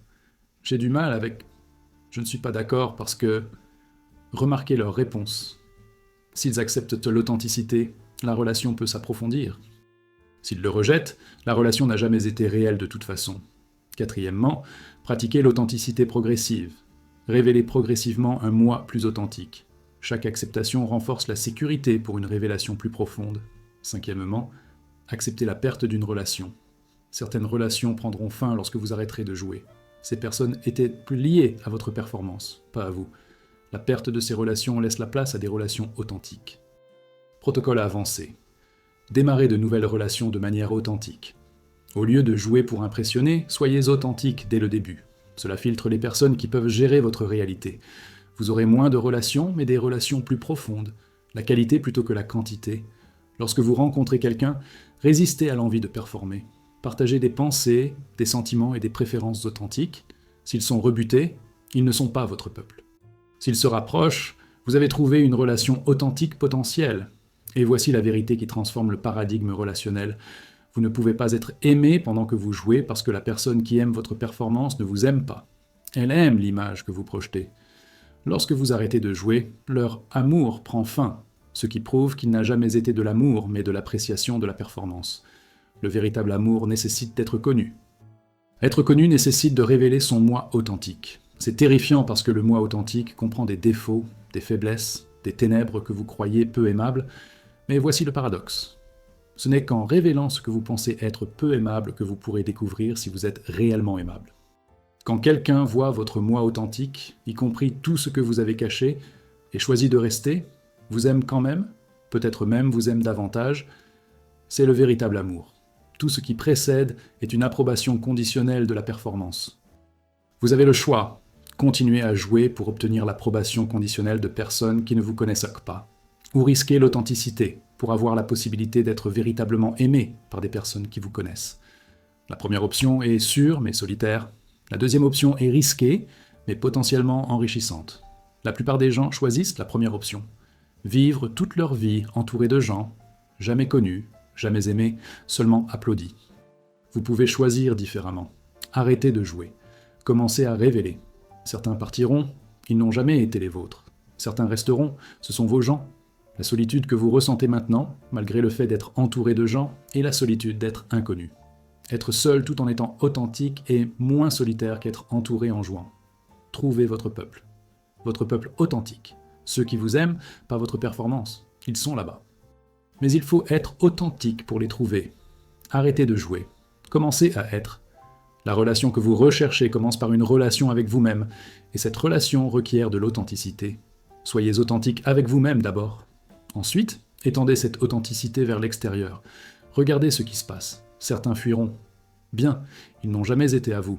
Certains resteront. Mieux, ils vous choisissent, pas votre performance. C'est l'amour, enfin, vraiment. Nous sommes maintenant confrontés à la futilité au cœur de la dépendance à la validation. La reconnaissance que la validation externe est une faim insatiable qui ne se nourrit jamais, un gouffre sans fond qui dévore tout ce que vous y versez tout en vous laissant encore plus vide, une dépendance dont la satisfaction crée une plus grande envie. Vous recherchez la validation en croyant que cela vous fera enfin vous sentir digne, précieux, suffisant, mais aucun montant ne vous satisfait. Chaque bouffée procure un soulagement momentané suivi d'une faim plus profonde. Votre âme ancienne sait pourquoi. Vous cherchez à l'extérieur ce qui ne peut être trouvé qu'à l'intérieur. La validation externe n'est pas une bonne nourriture pour votre faim. Elle ne peut pas nourrir ce qui meurt de faim, car ce qui meurt de faim, c'est votre relation avec vous-même, votre sentiment de valeur interne, votre capacité d'auto-validation. Donner une validation externe au vide interne, c'est comme donner des pierres à une personne affamée. Cela remplit temporairement l'espace, mais ne fournit aucune nutrition et endommage en fait davantage. Vous mourrez de faim en consommant ce qui ne peut pas vous nourrir, et plus vous consommez, plus vous avez faim. La psychologie des besoins insatiables révèle le paradoxe de la validation. La recherche sur le tapis roulant hédonique montre que les humains s'adaptent aux changements positifs, revenant au bonheur de base. Vous vous adaptez à la validation reçue, requise NG+, pour la même satisfaction. Des études sur la dépendance montrent que le développement de la tolérance, nécessitant des doses croissantes pour des rendements décroissants, s'applique à la dépendance de validation. Les recherches sur l'estime de soi conditionnelle montrent que les personnes dont l'estime de soi dépend d'une validation externe sont plus anxieuses, plus déprimées et plus instables que celles qui ont une estime de soi interne. Les études sur la réussite montrent que l'erreur d'arrivée, la croyance selon laquelle atteindre un objectif apportera une satisfaction durable, est fausse. Vous y parvenez, vous vous sentez brièvement satisfait, puis la faim revient. Les recherches sur la comparaison sociale montrent que c'est intrinsèquement insatisfaisant. Il y a toujours quelqu'un de meilleur, de plus performant, de plus validé. Le plus révélateur, les études sur la recherche de validation montrent que cette recherche se perpétue d'elle-même. Plus vous cherchez, plus vous en avez besoin, ce qui crée une dépendance croissante. Votre soif de validation n'est pas satisfaite par la validation, elle l'intensifie. Les traditions spirituelles identifient cette faim comme un malentendu fondamental. Dans le bouddhisme, tanha, l'envie, est la racine de la souffrance. Essayez de satisfaire l'envie en obtenant ce dont vous avez envie, intensifie l'envie, plutôt que de la satisfaire. Seule la libération du désir met fin à la souffrance. Dans le christianisme, Jésus a enseigné « Celui qui boit de cette eau aura encore soif, mais celui qui boit de l'eau que je lui donnerai n'aura plus jamais soif. » La validation externe est cette eau, temporairement désaltérante mais jamais satisfaisante. La connexion divine interne est l'eau qui satisfait réellement. Dans l'hindouisme, Maya, l'illusion, implique de croire que les choses extérieures peuvent satisfaire les besoins internes. Dans le taoïsme, essayer de combler le vide intérieur par des réalisations extérieures est vain, comme essayer de capter le vent ou de retenir l'eau. Dans le soufisme, chercher la validation auprès de la création plutôt que du créateur revient à chercher à une mauvaise source. Vous demandez à ceux qui ne peuvent pas vous donner ce dont vous avez besoin. Chaque tradition enseigne. Chercher à l'extérieur ce qui existe à l'intérieur est une erreur fondamentale qui crée une souffrance qui ne peut être résolue en obtenant davantage de ce que vous cherchez. Elle se résout en changeant ce que vous cherchez et l'endroit où vous le cherchez. Les mécanismes qui rendent la validation insatiable opèrent à travers des processus psychologiques et neurologiques. Premièrement, l'adaptation. Chaque succès de validation crée une brève satisfaction, puis vous vous adaptez, revenant à l'insatisfaction de base. Le prochain coup doit être plus gros pour la même satisfaction. Deuxièmement, l'escalade de comparaison. Au fur et à mesure que vous recevez la validation, vous vous comparez aux autres avec plus. Les objectifs mobiles garantissent que la satisfaction est toujours hors de portée. Troisièmement, l'identité conditionnelle. Si la valeur dépend de la validation, vous n'en aurez jamais assez. La validation doit être continuellement renouvelée, sinon la valeur disparaît. Quatrièmement, le déficit d'authenticité. La validation du soi accompli ne satisfait pas le soi authentique. Vous nourrissez la mauvaise entité, donc la faim demeure. Cinquièmement, la critique intériorisée. Les critiques externes sont d'autant plus importantes que vous les avez intériorisées, même lorsqu'elles sont validées de l'extérieur, les critiques internes continuent de nuire. Sixièmement, sensibilisation à la dopamine. Comme pour la toxicomanie, la validation crée une libération de dopamine à laquelle votre cerveau s'adapte, en exigeant davantage pour obtenir le même effet. Les symptômes d'une faim insatiable de validation se manifestent par une insatisfaction perpétuelle malgré les réalisations. Vous atteignez votre objectif, recevez de la reconnaissance, vous vous sentez satisfait pendant des heures ou des jours, puis la faim revient. Et ensuite, vous recevez des compliments, mais pensez immédiatement aux critiques que vous avez reçues. Un négatif l'emporte sur 10 positifs. Vous comparez votre validation à celle des autres. Ils ont obtenu plus de likes, plus d'éloges, plus de reconnaissance, et vous sentez que votre réussite est insuffisante. Vous avez constamment besoin d'être rassuré. Un compliment ne suffit jamais. Vous avez besoin d'un flux continu. Vous ressentez le syndrome de l'imposteur. Vous avez le sentiment d'être un fraudeur malgré les réalisations objectives, parce que la validation externe ne vous convainc jamais en interne. Vous réalisez ce que vous pensiez pouvoir vous faire sentir digne, et ce n'est pas le cas, alors vous vous fixez un nouvel objectif, croyant que la prochaine réalisation vous satisfera enfin. Ce ne sera pas le cas. Vous êtes épuisé par la poursuite de la validation, mais vous ne pouvez pas vous arrêter. C'est une dépendance, et les dépendances sont insatiables par nature. Vous remarquez que les autres semblent satisfaits de moins de validation que ce dont vous avez besoin. Vous en avez besoin de plus en plus, mais ce n'est jamais suffisant. Le protocole visant à lutter contre la faim insatiable nécessite de reconnaître que la validation ne sera jamais satisfaisante. Premièrement, suivre la validation reçue par rapport à la satisfaction ressentie. Documentez chaque validation que vous recevez et la durée de la satisfaction. Vous découvrirez un schéma. Une brève satisfaction suivie d'un retour à la faim nécessitant la prochaine bouffée. Cela rend l'insatiabilité visible. Deuxièmement, expérimentez la validation rapidement. Une semaine, ne sollicitez aucune validation externe. Ne publiez pas, ne demandez pas de commentaires, ne cherchez pas de compliments. Remarquez le retrait, l'anxiété, la contrainte. Cela révèle l'emprise de la dépendance. Troisièmement, examinez ce dont vous avez réellement faim. Lorsque vous recherchez une validation, que recherchez-vous réellement?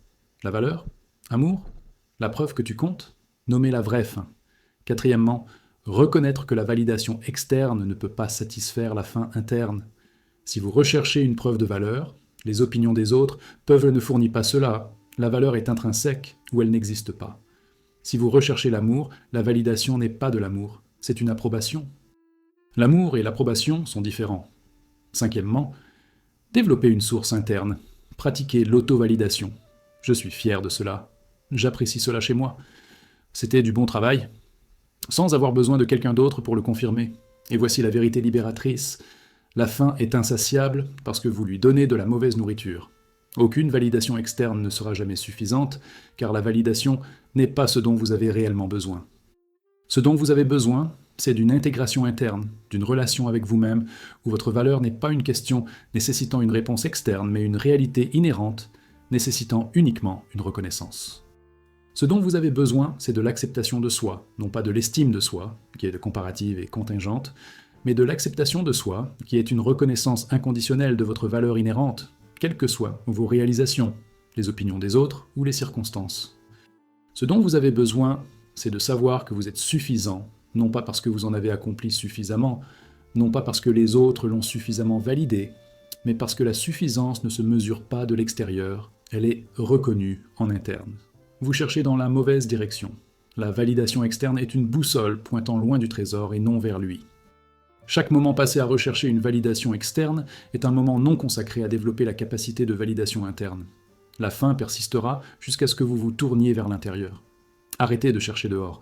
Commencez à construire à l'intérieur.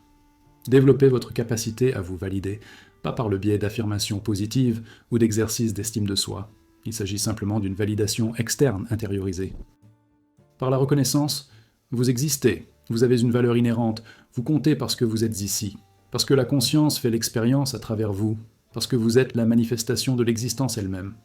Cette reconnaissance ne vient pas d'une réussite ou d'une approbation, mais du fait de voir clairement ce qui a toujours été vrai. Tu es assez. Tu l'as toujours été. Cette fin était basée sur un malentendu. Croire qu'il fallait gagner ce que l'on possédait déjà. Arrêtez de gagner. Commencez à reconnaître. La fin prend fin lorsque vous trouvez ce que vous cherchez là où il existe réellement, en vous. Nous sommes désormais confrontés au moment dévastateur de la reconnaissance. Réaliser tout ce que vous pensiez vouloir, la carrière, la reconnaissance, le statut, la validation, et ne ressentir rien, ou pire, vous sentir plus vide qu'avant. Vous avez grimpé à l'échelle pour découvrir qu'elle était appuyée contre le mauvais mur. Vous avez gagné le jeu pour réaliser que ce n'était pas un jeu qui valait la peine d'être gagné. Vous avez reçu les applaudissements que vous recherchiez désespérément, mais vous avez découvert que les applaudissements résonnent dans le vide au lieu de le remplir. Votre ancienne âme connaît ce moment comme une crise spirituelle, l'effondrement de fausses valeurs, la révélation que vous poursuivez ce qui ne peut pas satisfaire, la confrontation avec des années perdues, à rechercher une validation qui, même une fois obtenue, s'avère creuse. Il s'agit d'un succès qui ressemble à un échec, non pas parce que vous avez échoué, mais parce que vous avez réussi une mauvaise chose, réaliser ce que la dépendance à la validation vous a dit de réaliser, plutôt que ce dont votre moi authentique avait réellement besoin. Vous êtes dévasté, non pas en perdant, mais en gagnant, et en découvrant que le prix ne vaut rien. La psychologie de l'empathie est bien documentée.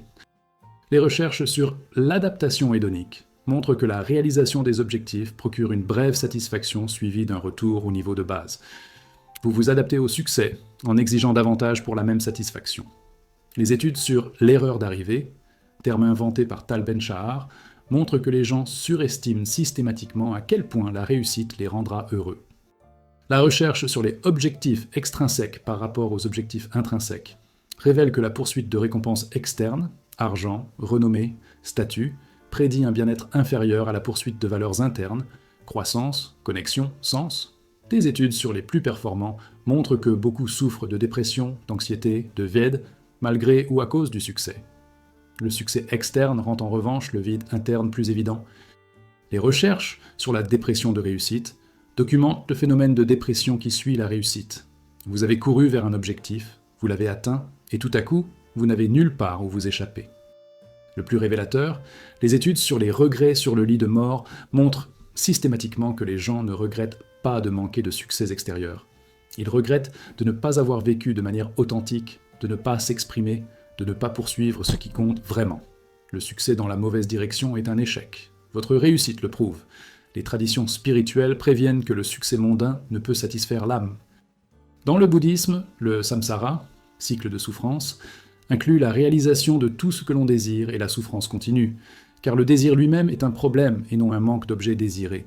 Dans le christianisme, à quoi sert-il à un homme de gagner le monde entier mais de perdre son âme ? La réussite sans soi authentique est une perte, pas un gain. Dans l'hindouisme, artha, la prospérité, et kama, le plaisir, sont des objectifs légitimes mais incomplets. Le dharma, une vie juste, et moksha, la libération, sont plus élevés. Réaliser les deux premiers sans les deux derniers est un succès vide de sens. Dans le taoïsme, la recherche du succès extérieur prend loin de Tao, loin de toi-même. Lao Tzu, celui qui sait qu'il en a assez, est riche. La réussite externe sans suffisance interne est la pauvreté. Dans le soufisme, accumuler le succès mondain tout en négligeant l'âme, c'est échanger l'éternel contre le temporaire, le réel contre le faux. Chaque tradition enseigne. Le succès externe sans développement interne est un échec déguisé en succès. Votre vide malgré la réussite est la façon dont votre âme vous dit que vous avez gravi la mauvaise montagne. Les mécanismes créant des réalisations vides de sens opèrent à partir de besoins mal identifiés. Premièrement, la substitution. Vous avez identifié ce dont vous avez réellement besoin. Amour, sens, acceptation de soi, comme ce dont la culture vous dit d'avoir besoin. Succès, statut, validation. Vous avez recherché un substitut au lieu d'une chose réelle. Deuxièmement, le déplacement des objectifs. Le processus de réalisation est devenu déconnecté du but. Vous avez oublié pourquoi vous le vouliez, vous avez simplement continué à poursuivre parce que vous aviez tant investi. Troisièmement, déplacer les poteaux de but. À mesure que vous approchiez de votre objectif, vous avez redéfini le succès vers le haut, sans jamais permettre l'arrivée, en exigeant toujours plus. Quatrièmement, la fusion identitaire. Votre estime de soi s'est fusionnée avec la réussite. Lorsque vous y parvenez, vous vous attendez à vous sentir transformé. Vous ne l'étiez pas. Vous êtes toujours vous, juste avec des circonstances extérieures différentes. Cinquièmement, l'erreur de gratification différée. Vous avez reporté la vie authentique. Je serai heureux quand j'y parviendrai. Et lorsque vous y êtes parvenu, vous avez découvert que le bonheur n'était jamais à destination, seulement dans un voyage authentique. Sixièmement, réalisation comparative. Votre réussite se mesure à celle des autres. Il y a toujours quelqu'un qui réussit mieux, ce qui rend votre réussite insuffisante.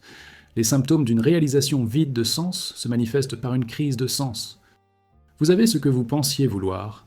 Vous ne pouvez pas vous plaindre sans paraître ingrat, et pourtant vous vous sentez profondément insatisfait. Vous faites l'expérience du « et maintenant ?» Vous avez atteint votre objectif, vous ne savez pas quelle est la prochaine étape, vous vous sentez sans but. Vous reconnaissez que vous avez effectué une validation, que vous l'avez reçue, et que la validation s'est révélée vide. Vous regardez les années passées à poursuivre cela, les relations négligées, les désirs authentiques supprimés, la vie reportée. Et vous réalisez que vous avez perdu du temps sur ce qui n'a pas d'importance. Vous vous sentez frauduleux, vous avez des marqueurs externes de réussite, mais vous vous sentez intérieurement comme un échec. Vous souffrez de dépression malgré le succès objectif. Le contraste entre la réussite externe et le vide interne rend le vide plus évident. Vous envisagez un changement radical. Arrêter, recommencer, poursuivre ce qui vous tient vraiment à cœur, mais vous craignez de perdre un succès durement gagné. Vous vous sentez piégé par le succès. Cela ne vous satisfait pas, mais vous avez trop investi pour abandonner. Vous enviez les gens qui ont moins de succès, mais plus d'authenticité, plus de joie, plus de sens. Le protocole visant à transformer des réalisations vides de sens nécessite de se confronter à des vérités douloureuses. Premièrement, reconnaître que la réussite ne satisfait pas. C'est difficile, cela signifie admettre que vous avez fait de mauvaises choses et que vous avez perdu du temps sur ce qui n'a pas d'importance. Mais la reconnaissance est nécessaire au changement. Deuxièmement, identifier ce dont vous avez réellement besoin. Se déshabiller de vrai s'attend à ce que... Que voulez-vous réellement ? Qu'est-ce qui donnerait à votre vie un sens, une satisfaction et une valeur d'être vécu ? Soyez radicalement honnête. Troisièmement, évaluez le coût de la poursuite de la trajectoire actuelle. Si vous continuez encore 5 ans, 10 ans, le reste de votre vie, à accomplir davantage de ce qui n'a pas été satisfait, où cela vous mènera-t-il ? Rendre ce coût explicite. Quatrièmement, envisagez de recommencer. Pas nécessairement littéralement, mais changer de direction, poursuivre ce qui compte réellement, même si cela signifie libérer un succès externe. Cinquièmement, trouver un sens au-delà de la réussite. Le sens vient d'une expression authentique, d'un lien authentique, d'une contribution alignée sur les valeurs, et non d'une accumulation de statuts ou d'une validation. Et voici la vérité qui rachète une réussite vaine ou la rend insupportable. Un succès qui ressemble à un échec est en fait un cadeau. Un cadeau douloureux, mais néanmoins un cadeau. C'est votre âme qui refuse d'être satisfaite par ce qui ne satisfait pas, qui refuse de vouloir que le succès externe équivaut à un épanouissement interne, qui refuse de vous laisser perdre encore des années à poursuivre de mauvaises choses. Le vide est un signal d'alarme. Beaucoup de gens n'atteignent jamais ce que vous avez, ils passent leur vie à le poursuivre sans jamais l'attraper, sans jamais découvrir que cela ne vaut rien. Vous l'avez attrapé. Vous avez découvert son inutilité. Maintenant, vous avez le choix qu'ils n'ont pas. Continuez à poursuivre davantage ce que vous avez prouvé ne satisfait pas, ou changer de direction vers ce qui pourrait. C'est terrifiant, vous avez un succès externe que la plupart des gens envient, et vous envisagez de l'abandonner. Mais le succès externe, sans signification interne, n'est pas un succès. C'est un échec élaboré, une cage dorée, une prison confortable. Votre vide malgré la réussite n'est pas un problème, c'est une solution. C'est refuser d'accepter de faux substituts à la réalité. Écoutez-le. Cela vous dit la vérité que vous avez évitée, vous avez gravi la mauvaise montagne. Vous pouvez descendre, trouver la bonne montagne, recommencer à grimper, ou vous pouvez rester au sommet d'une mauvaise montagne, confortable mais vide, réussi mais insatisfait, validé mais mort intérieurement, le choix vous appartient. Mais si tu choisissais de rester, sachez que le vide va s'approfondir et non se résoudre. Votre âme ne se contentera pas d'un substitut, il veut la vraie chose. La question est, êtes-vous assez courageux pour poursuivre ce qui est réel après avoir tant investi dans ce qui est faux ? Êtes-vous assez courageux pour recommencer, pour échouer extérieurement, pour réussir intérieurement, pour paraître stupide aux yeux des autres, tout en étant authentique envers vous-même ? C'est le travail, c'est le choix, c'est la crise. Résolvez-le, sinon cela vous consumera. Nous examinons maintenant la voie à suivre pour sortir de la prison de la dépendance à la validation. Développer la capacité d'auto-validation, la capacité de reconnaître sa propre valeur sans confirmation extérieure, de valider ses propres expériences, sentiments, choix, sans exiger l'approbation des autres. Il ne s'agit pas d'estime de soi, qui est relative et fragile, mais d'auto-validation, de capacité interne à dire « ceci est vrai pour moi » et à faire confiance à cette vérité sans avoir besoin de quelqu'un d'autre pour la confirmer. Votre ancienne âme sait que cette capacité est votre droit de naissance. Les enfants la possèdent naturellement jusqu'à ce qu'elle soit entraînée par eux, et elle peut être récupérée, reconstruite, récupérée. Mais pour le récupérer, il faut du courage, car l'auto-validation signifie se libérer des sources externes sur lesquelles vous dépendez, vous faire confiance lorsque vous avez appris à ne pas vous faire confiance. Rester seul lorsque vous avez toujours cherché du soutien. L'auto-validation n'est pas de l'arrogance, c'est une confiance en soi appropriée. Ce n'est pas du narcissisme, c'est une relation saine avec soi-même. Ce n'est pas l'isolement, c'est l'intégration interne qui permet une véritable connexion externe. Voilà le travail. Renforcer les capacités pour être votre propre validateur, plutôt que de rechercher la validation auprès de sources externes, qui ne vous fourniront jamais ce dont vous avez besoin. La psychologie de l'auto-validation est une nécessité thérapeutique bien étudiée. DBT, thérapie comportementale dialectique, inclut l'auto-validation comme compétence de base. La recherche montre que les personnes qui s'auto-valident ont moins d'anxiété, une meilleure régulation émotionnelle, une humeur plus stable et des relations plus saines que celles qui dépendent d'une validation externe. Des études sur le lieu interne d'évaluation, le concept de Carl Rogers, montrent que les personnes qui s'évaluent de manière interne plutôt qu'externe sont plus saines psychologiquement et s'épanouissent. La recherche sur l'autocompassion, le travail de Christine Neff, montre que se traiter avec compréhension et gentillesse prédit une meilleure santé mentale que l'estime de soi. Des études sur la résilience montrent que les personnes validées en interne se remettent plus rapidement des revers, car leur valeur n'est pas menacée par l'échec. Les recherches sur l'authenticité montrent que l'auto-validation est une condition préalable. Vous ne pouvez pas être authentique tout en exigeant une approbation externe, car l'authenticité risque d'être désapprouvée. Plus important encore, les études comparant l'auto-validation à la validation externe montrent que l'auto-validation est une base stable, tandis que la validation externe est instable. Les sources externes peuvent disparaître, les opinions peuvent changer, mais l'auto-validation reste constante. Les traditions spirituelles décrivent l'auto-validation comme une maturité spirituelle. Dans le bouddhisme, vous vous réfugiez dans le dharma, l'enseignement, et en vous-même, pas dans les opinions des autres. Dernière instruction du Bouddha, soyez des lampes pour vous-même. Validez votre propre expérience par la perception directe et non par la confirmation des autres.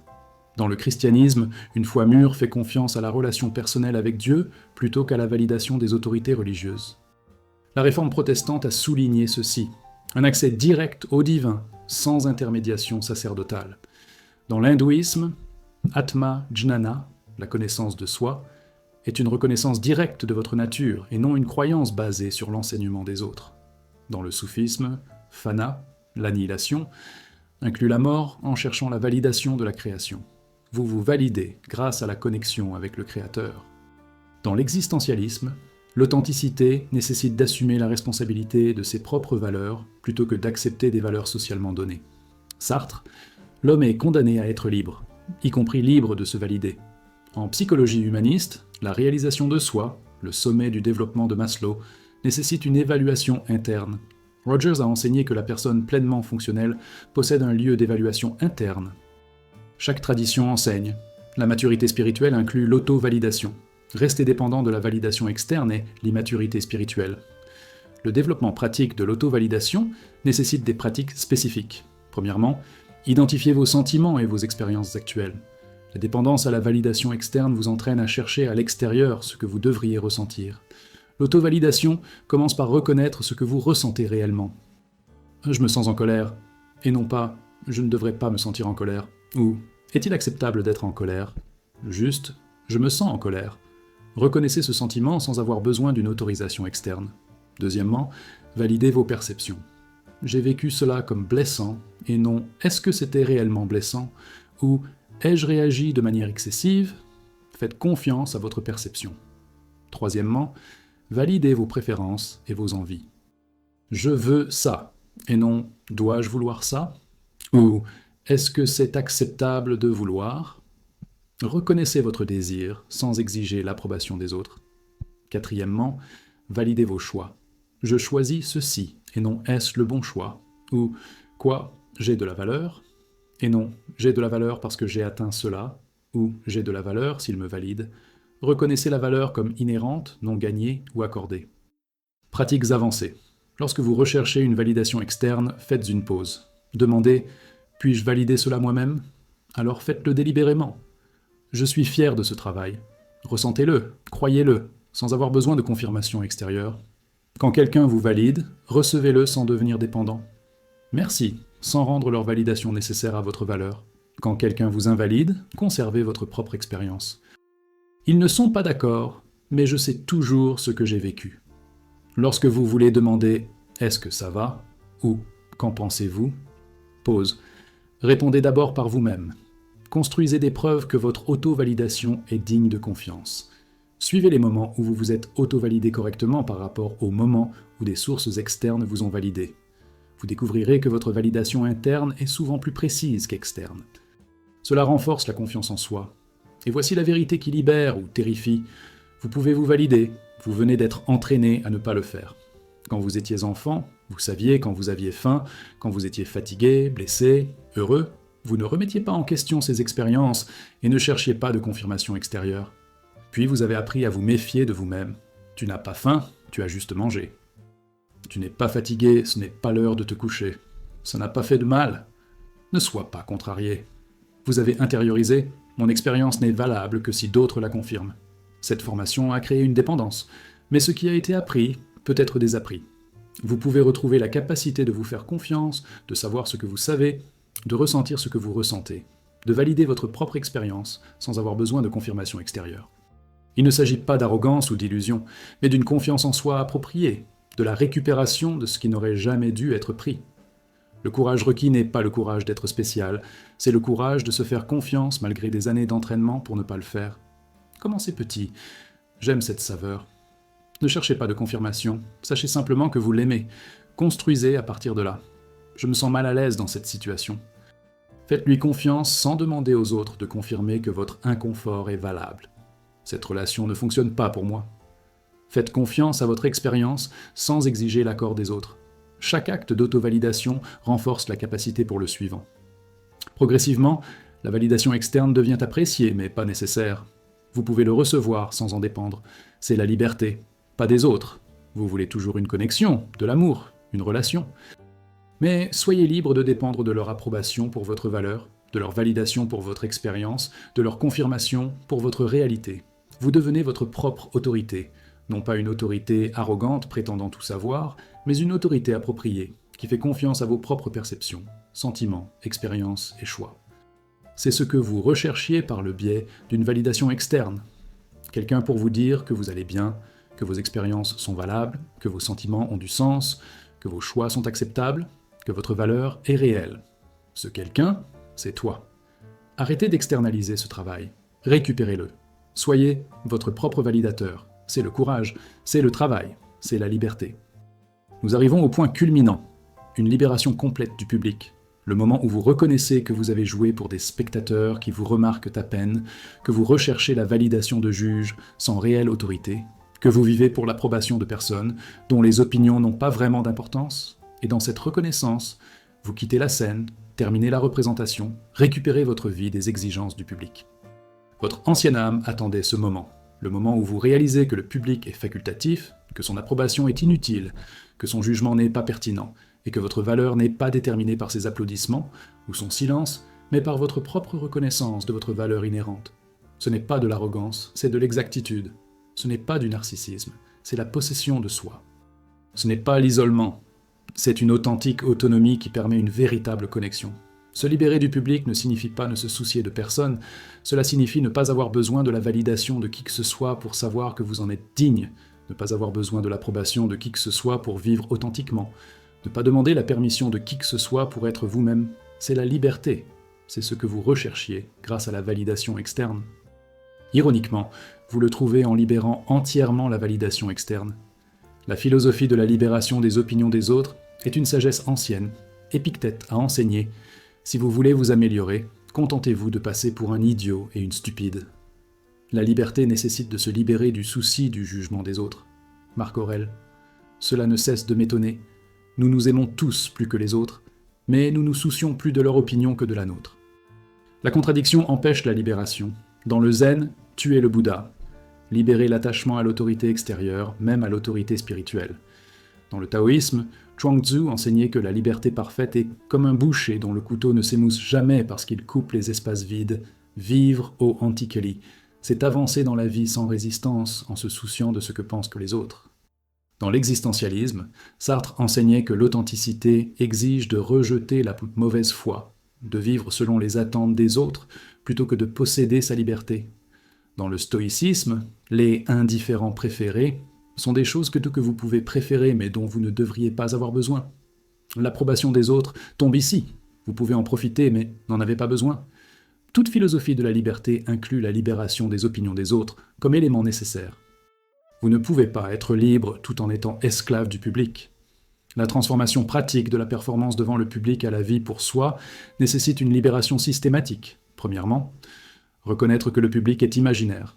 Vous jouez devant des juges qui ne vous regardent pas, recherchez l'approbation de personnes qui ne pensent pas à vous, gérez les impressions d'un public largement indifférent. Ce n'est pas une dure vérité, c'est une vérité libératrice. Vous êtes libre parce qu'il ne s'en soucie pas autant que vous le pensez. Deuxièmement, identifiez pour qui vous jouez encore. Parents, partenaires, amis, société, nommez-les spécifiquement. Troisièmement, donnez-vous la permission de les décevoir, pas délibérément, mais la permission de vivre authentiquement, même si cela déçoit. Leur déception n'est pas de votre responsabilité. Quatrièmement, expérimentez la non-performance. Dans les contextes où vous jouez habituellement, soyez authentique. Voyez ce qui se passe. Habituellement, il se passe moins de choses que vous ne le craignez. Cinquièmement, élargir progressivement la sphère authentique. Commencez là où les enjeux sont faibles, puis étendez-vous à des enjeux plus élevés à mesure que la confiance se renforce.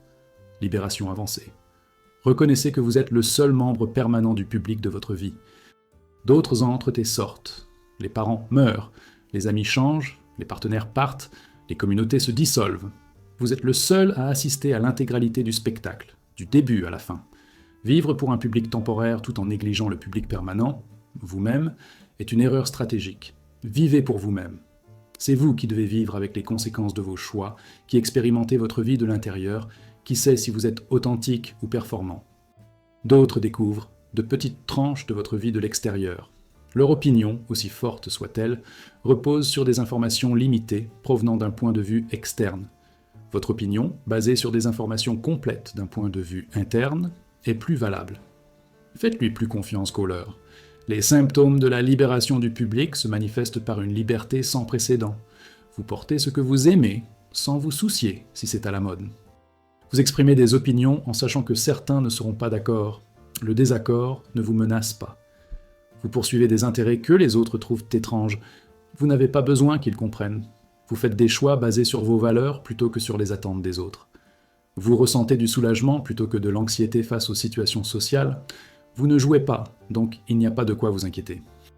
Vous êtes à l'aise d'être seul parce que vous êtes une bonne compagnie pour vous-même. Vous subissez des critiques sans dévastation. Il s'agit simplement de leur opinion, pas d'une définition de votre valeur. Vous recevez des éloges sans inflation. C'est bien, mais pas nécessaire.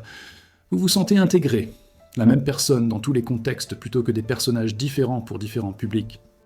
Vous vous sentez libre, véritablement, profondément et de manière stable, d'une manière que vous n'avez pas ressentie depuis l'enfance. L'épreuve ultime, vivre comme si personne ne regardait. Imaginez que vous êtes le seul à connaître vos choix, vos actions, votre vie. Comment vivriez-vous différemment? Que feriez-vous que vous ne faites pas? Qu'arrêteriez-vous de faire ce que vous faites actuellement? L'écart entre la façon dont vous vivez aujourd'hui et la façon dont vous vivriez, si personne ne vous regardait, révèle à quel point vous êtes encore performant. Comblez cet écart. Pas instantanément, progressivement, délibérément, courageusement. Faites des choix qui seraient bons, même si personne ne le savait. C'est cela, l'intégrité, la cohérence interne, la plénitude, le fait d'être la même personne lorsqu'elle est observée et non observée. C'est la liberté, faire des choix basés sur des valeurs authentiques plutôt que sur la gestion de l'audience. Et voici la dernière vérité qui achève la libération. Le public n'a jamais été une véritable autorité. Ils n'ont pas accordé votre valeur. Ils ne peuvent pas le révoquer. Ils ne déterminent pas votre valeur. C'est le cas, ou plutôt vous le reconnaissez comme inhérent. Ils n'étaient pas qualifiés pour vous juger. Ils ne disposent pas d'informations complètes. Ils sont biaisés par leurs propres blessures et projections. Ils sont incohérents dans leurs évaluations. Pourtant, vous leur avez donné le pouvoir, non pas parce qu'ils l'avaient, mais parce que vous leur avez renoncé.